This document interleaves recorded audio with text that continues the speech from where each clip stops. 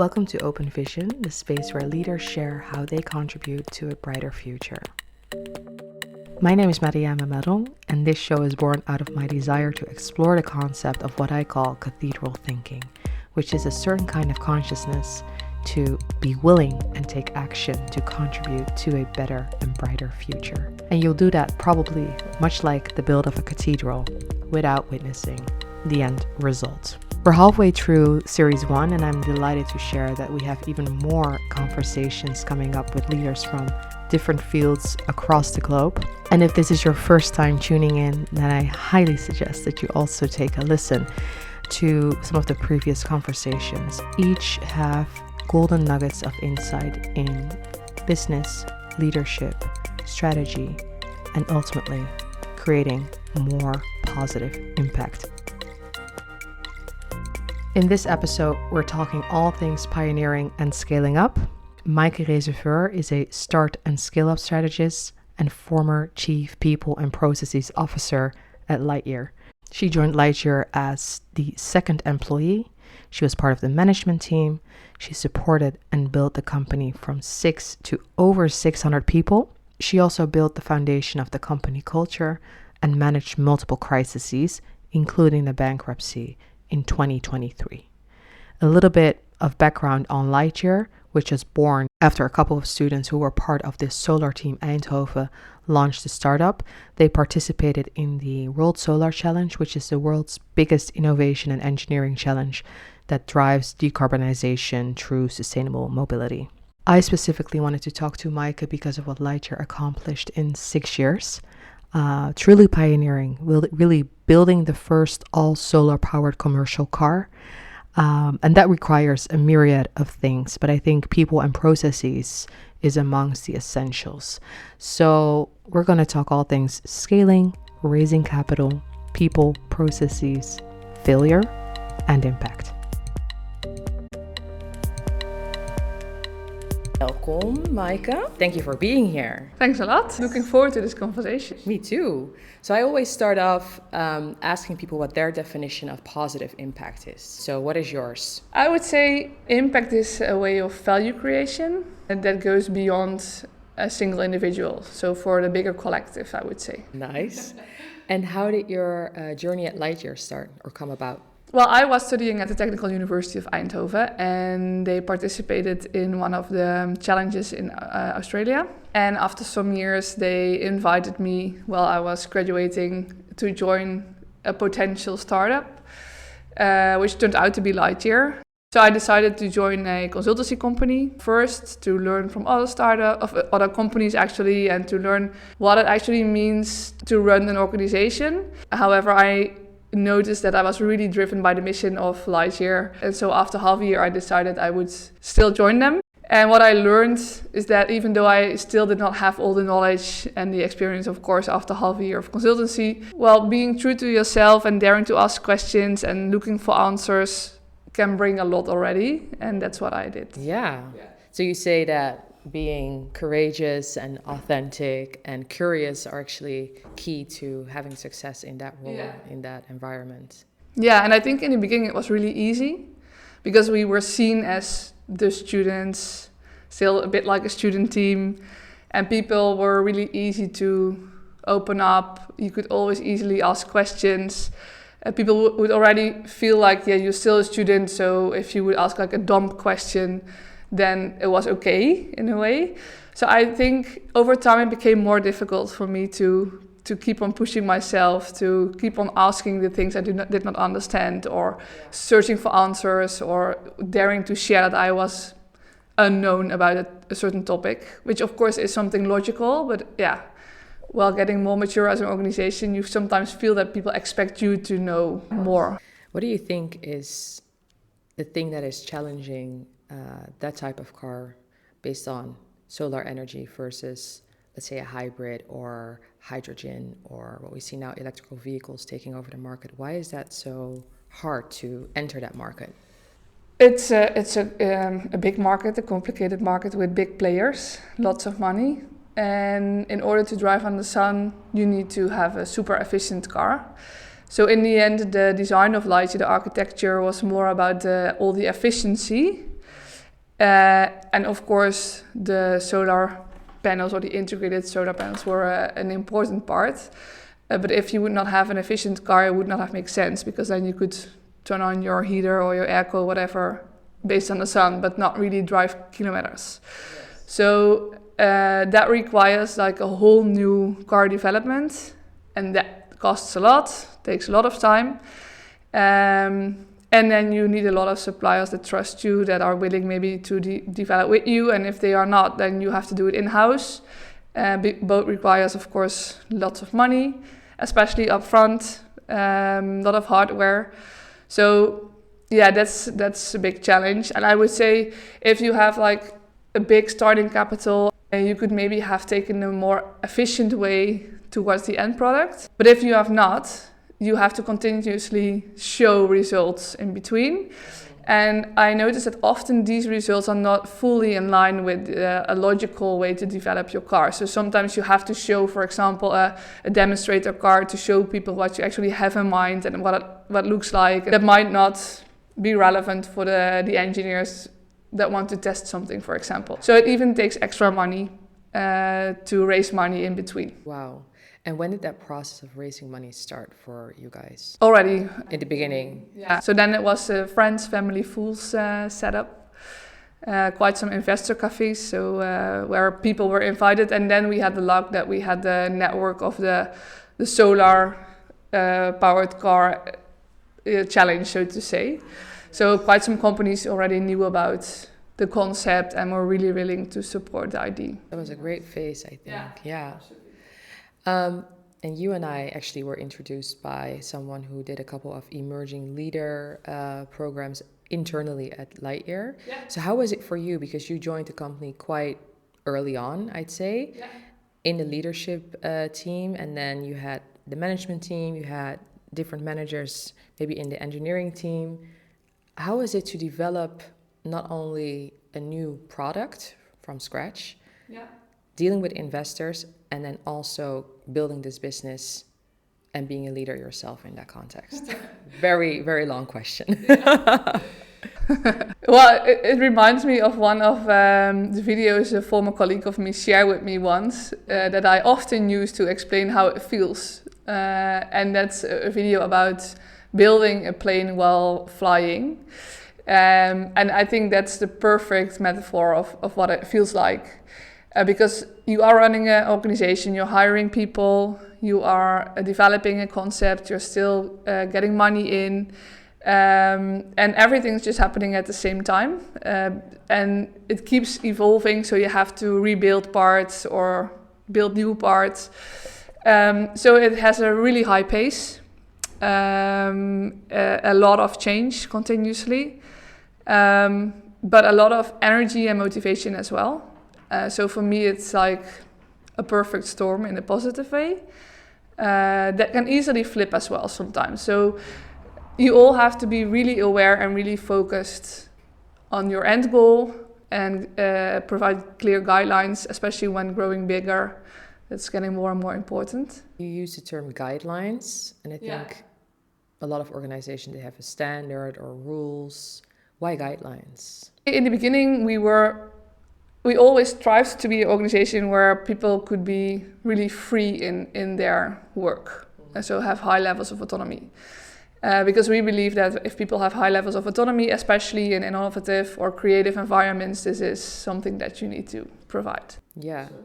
Can you give some examples of those guidelines? Having clear role definitions.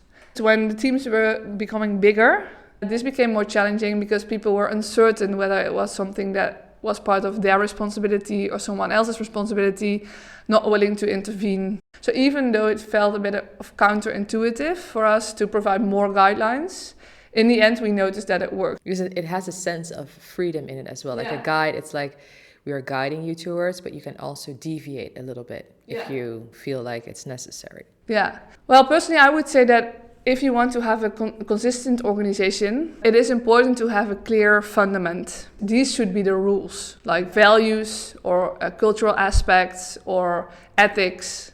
Beyond that, you can provide guidelines. So I think 80% could be guidelines in an organization. I don't know, just a number. But as long as the 20% of rules are really, really strongly embedded. And you said at a certain point we needed those guidelines or kind of like a structure or a framework for people to guide them in a way to operate in the organization. When was the tipping point that was really needed? I think it was already quite soon, 20 to 50 people. Because if you are with 10, everybody knows what everybody's doing. But yeah, it started, I would say, about 20 people and it never ended. The people working for an organization, in my opinion, are like the customers of your product, and the product is your organization. So really understand their needs, their latent needs, to figure out what you should build. I like the way you flip that, because actually the people that work in the company are the customers. Yeah. And you have to make them and keep them happy. Yeah. Well, yeah. What would you say is like the biggest takeaway or advice for people who want to grow a fast-growing startup like that and really scale it in such a short amount of time? Yeah, that's are the biggest challenges you faced? It is a big challenge, and what I believe is if you have your organization identity, that's your brand. And all the components of your organization, like your process, your IT infrastructure, the culture you have, it should be in sync. So in the end, I would really suggest to have clear set of design principles and values that will support you along the way to continuously check if the part of your organization you are developing, building, reinventing is in line with these principles. So that you have a consistent organization that people understand, that people want to work for.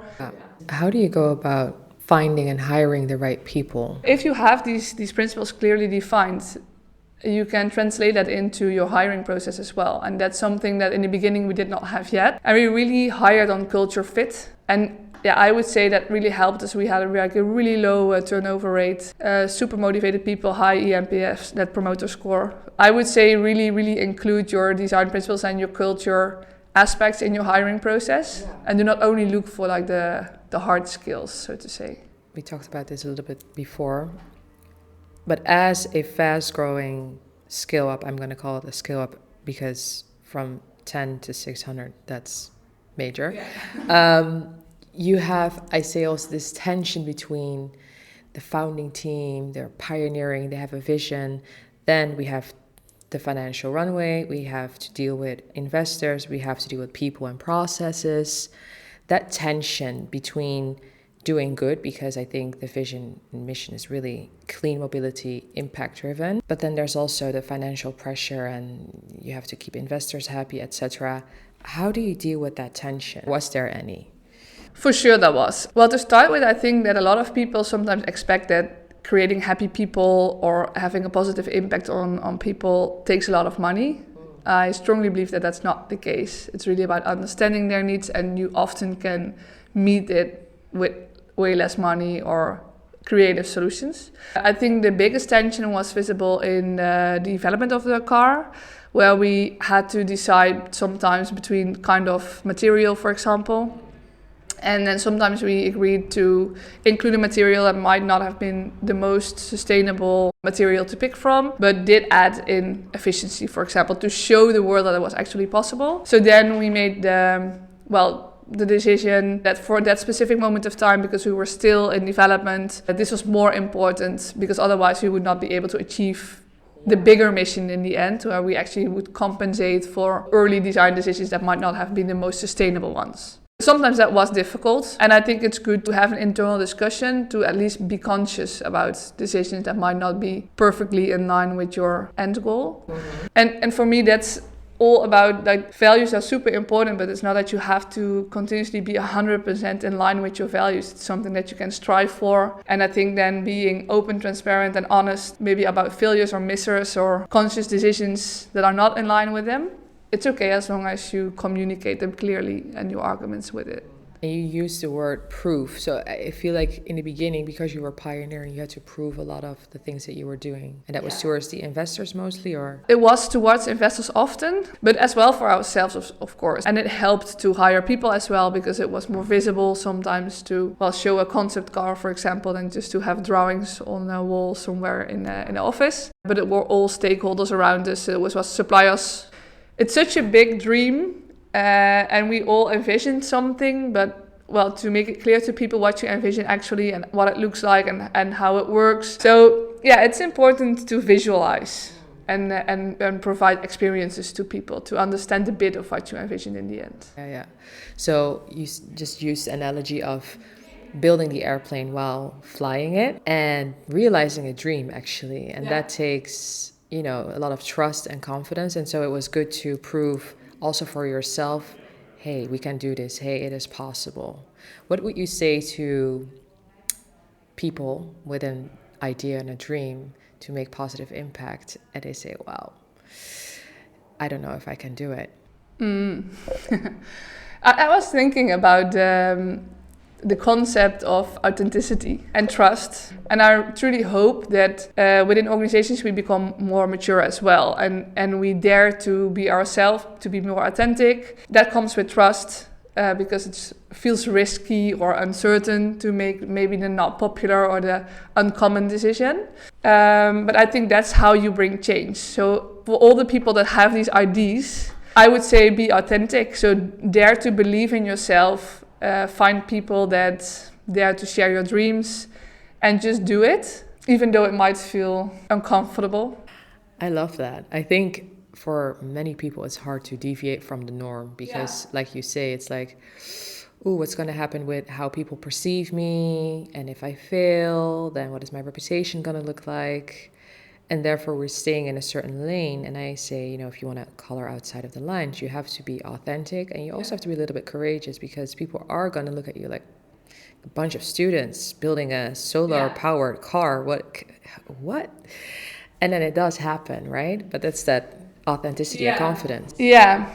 And I think back then we did not have much to lose. And I can imagine if you would maybe have, a CV that already has some experience included and you want to start something new, maybe you will feel like you have something to lose. We really believed it was possible, and I still do believe it is possible. But we knew that there were a lot of uncertainties that we did not directly have impact on. We saw it was possible, we could make the simulations, we could show it was possible, and then we knew it was a big leap to get there. But yeah, that was worth the try, because in the end, if we were able to achieve it, we could have a huge impact on sustainability and mobility.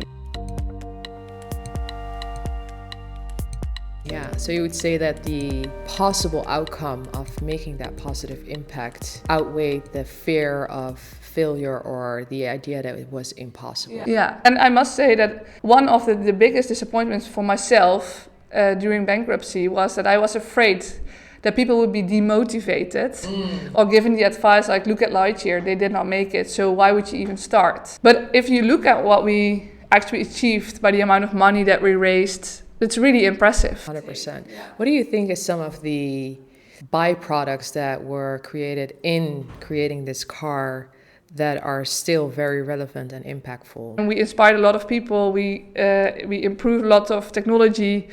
So I would say that we were, in a way, already successful. We did not achieve our mission, but I can be really proud of what was achieved. And I truly hope that people still dare to take the chance, just do it. From my role within Lightyear, I would say that how you can run the organization and how people would feel at working at such a place is one of the byproducts that I'm really proud of. And I talk a lot to my former colleagues, and I notice that they are working in different organizations everywhere, and some are really referring to the Lightyear culture. So in a way, it created all of these innovative people with passion and courage, and they're doing their thing now, and it's like an oil spill almost, that it's growing, and hopefully their impact will inspire others.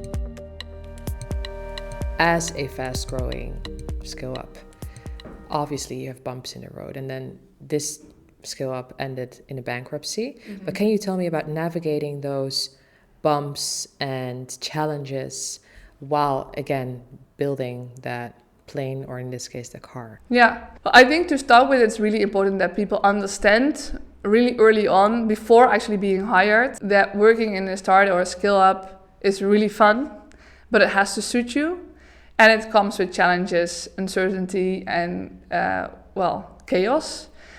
We were really clear always during the hiring process that was the case. So people knew in advance it was not only happy and good flow. Then during onboarding, we made really clear that growing organization comes with phases of chaos, and phases of chaos comes with uncertainty, and some people feel really unhappy in uncertainty. And that's not only on the whole organization level or a team level, but it includes you as an individual as well. So it does really mean that sometimes you feel like, okay, I am already having 20 years of experience in this specific role. People here trust me for my knowledge, my experience. I joined this startup, and now what? The whole context changed, and maybe half of my knowledge does not apply yet, or I'm being challenged, or the way how I do it does not directly work. And that requires reflection, daring to be open, to listen to others, and to learn. And that's something that happens for everyone. So people just being graduated up to people having 40 years of experience. And that's something that during the onboarding we really made people aware of. And therefore we had a quite strong HR team to support leads and other people in the organization to reflect, to be coached, to be supported in their personal journey as well. And if you overcome these phases and if you have experienced them more often, you will be less afraid of them. I think that's the basis of growing as an organization in the end, because it will directly influence teams, it will directly influence the whole organization. And to do that with so many different generations in the workforce as well. Yeah. Can you speak on that a little bit? Well, I'm happy that there are often some people, some individuals that tend to be more open to what's the other side of the story. And in the end, I think these kind of people were the glue in our case. You had quite some discussions. And I think if you have these discussions as equals, then it's valuable. But in case one of these two people would feel superior, then it would be, well. And how do you, as a leader in people and process in this company, ensure that there's this equality throughout the organization, or the sense of equality? You matter as much as the next person.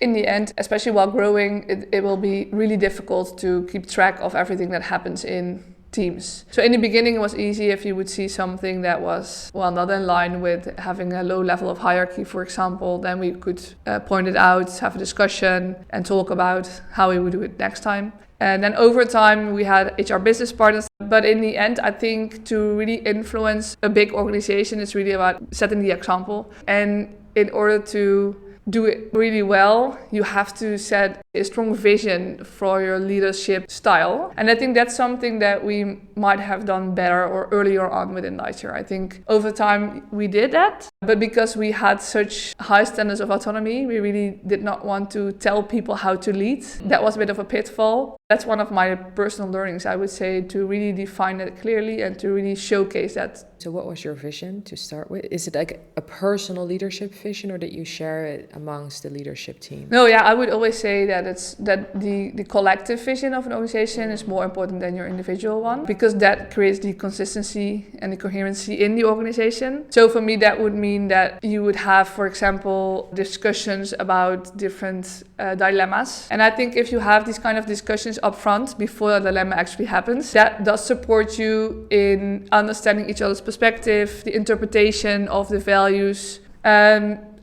This is something we never did. I do include it now in my work, but I think it adds a lot of value. So I wrote down upfront dilemma discussions. Yeah.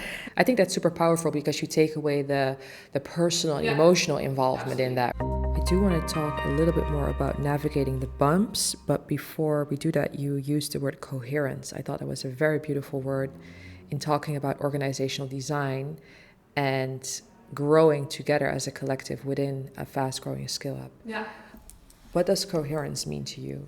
For me, it's the alignment, the organization being in sync. So for me, it's more about sharing a way of work and a vision on a methodology with more people in the organization, preferably everyone. It's interesting because in developing this podcast, I was really thinking about how we are all interconnected, and together we're actually creating our future, right? Mm-hmm. And so having that sense of interconnectedness can really change the way that you do life or do a business, right? And I think what you're saying about coherence is everybody has a part to play, and you actually recognize that, and they eventually become co-creators of that bigger vision in a way. We already talked about the legacy in a way of Lightyear and your involvement in that. The company was bankrupt. It's still existing. Yeah. And you're not involved anymore. No. Okay. Tell us a little bit about the ending of the company, and also from a leadership point of view, your key takeaway from that maybe. There is one single lesson learned that I think is really important for me to reflect on. So I want to start with it, and then I maybe can dive deeper on that specific question. Because what I notice is that we have a lot of discussions about diversity in teams, and I mean in general around the world. And we did not have a really diverse management team. During the bankruptcy, we got quite some feedback from, for example, different nationalities. And especially looking at risks is something that can be different depending on the culture you come from or your personal story, what you had to leave behind to join a company or whatever. And I noticed that even though we continuously were really transparent about the current situation, the perception was different for different people in the organization. And in the end, for me, I really realized that if you want to have a diverse organization, that requires a leadership team that reflects the diversity of your organization, or that you strive to have in the end. Because for me, really, it was a blind spot, how others interpreted risk, so to say. So I felt we were fully transparent, and we were, but it was interpreted sometimes differently. So that made that some people were really overwhelmed by the news of the bankruptcy, and I really felt sorry for them, and it's really difficult to then really help them with the situation. You cannot help every individual, even though we tried to do our utmost best to do so. And in the end, the takeaways, the difficulty of a bankruptcy is that you have the two sides of it. So at one side, you have an organization that has lots of layoffs, individual stories that are really sad or that you have to act upon really quickly, and you want to solve as good as possible, because in the end you always wanted to be a good employer, and even if you cannot be the future employer of those people, you have your responsibility, I would say. So that's what we took. And on the other hand, you try to have a restart, of course, because you aim to still have the mission being executed and have a great place to work for lots of people. And I think that was sometimes challenging, because on the one hand you are breaking down something, and on the other hand you try to build up something new already. And we tried to split that. I think that was a good thing. Yeah. And do you also think that difference in risk perception played a role in navigating the bumps that lay ahead on the road? During the whole Lightyear journey, absolutely, yeah. And I must say that I'm happy that we were not so risk averse, so to say. So we saw risks, but we saw more opportunities. And if we would have done it a different way, and we would have seen all the bumps up front, then it would have been ridiculous to start. So people say, like, was this something that you saw up front? I would say yes, but it's not something that we expected to turn out into a bankruptcy, because we've had several challenges and we were able to overcome them. Having gone through all of this and built something so pioneering, right? I'm just curious about your vision for the future, and just in general, but also as a woman in tech. We need more of you. Well, to start with the latest question, I think it's in line with what we just discussed about diversity. Tech is being used around the world by 50-50 men and women. And if you develop products for this user group, then you need to understand the end user. And that will be reflected by the people who design them. Looking at the future in general, then I have to come back to my point first. I really hope that we can become more mature as individuals in collective systems like organizations, to dare to be authentic. Then we get maybe a bit more philosophical. But I believe that if we do not dare to be authentic, that's a sign of distrust. And personally, I think distrust is a huge risk of, in my opinion, having dominant people taking the lead. acting from their own ego, their own incentives, and thereby not serving the collective good. So I think that even though it might feel a bit paradox, like because you might stand up for your own ideas, I think it serves the broader collective. You know, what happens with these conversations that I have is that I go in, it's called open vision, right? So I go in very open, listening, asking questions, and I feel like people turn philosophical around this. And I think that's beautiful. Yeah. Because it's not necessarily all about, the operations. We could talk about that for sure, and the strategy. But I think what you're just saying is it starts somewhere way deeper. Yeah. And that's about trust and distrust and balance of power. And if you don't have those things right, there's no foundation to build anything on. Yeah. And you get more mature, probably what you talked about before is that self-reflection, but also as a group reflecting on where are we going, what have we done, and what do we want to take with us and then also leave behind sometimes. Yeah. It's really interesting what you talked about, having a fast-growing company that focuses on making positive impact, and in this case, solar-powered vehicles. You have this almost a scale when you say, okay, we want to be sustainable, but we also have to be efficient. As pioneers, we also need to prove to ourselves that it is possible because we're having this dream, we're believing in that. But then again, while you're building it, you need some level of success every time to inspire you, to drive you. And you started off by saying, well, impact for me is value creation. And that goes beyond one person. I think that you, as a leader in people and process in this pioneering company, you've created a lot of value. And I hope that ripple effect of all the innovators that were part of your team, that will spread. Awesome. Thank you for doing this. Thanks a lot. I'm going to keep this short and sweet. First of all, I want to thank Maijke for being so open and honest. She really showcases the leadership qualities of honesty, self-reflection, and continuous learning. Some key takeaways. I think number one is really the importance of diversity throughout the organization, and especially in leadership from the get-go. The difference in risk perception that Maijke talked about, that's a very good example of why diversity matters. The upfront dilemma discussions, I think they are great to really align people. We also talked about the tension of building the car while driving, and I think it's nothing new for any founder. It's very tough at times. It requires a lot of resilience. When you're bringing an innovation about, there's always this need to provide proof of concept and proof of progress, which, as Maijke shared, would not always be the most efficient nor cost-effective route. And maybe we could reflect on what progress and growth should really be about when we talk about impact. And with that, I'm going to leave you to it. Thank you for listening and sharing this space. Until the next one on Open Vision Space.